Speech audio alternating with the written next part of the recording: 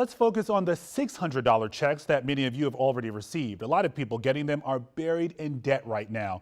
Earlier this year, you might remember during the first round of stimulus payments, we told you about debt collectors trying to seize those payments. So can they do it again? Our John Henry tells us about a law that will protect your payments in Virginia.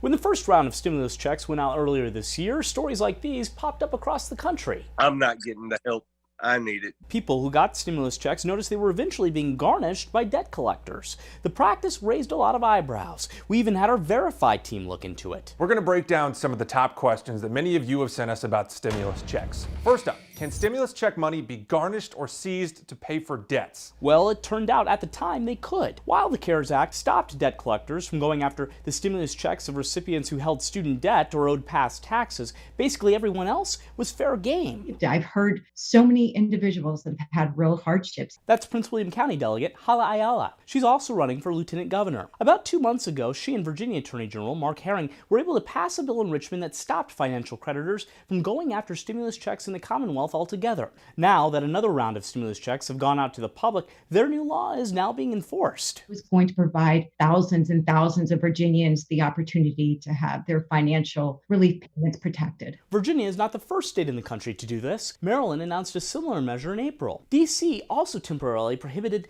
creditors and debt collectors from doing things like garnishing wages and repossessing cars. Ayala said she was just happy lawmakers could identify and solve a problem that may pop up in the future for Virginians. We shouldn't be taking this relief or this opportunity away from anyone. We are in unprecedented times. John Henry, WUSA 9.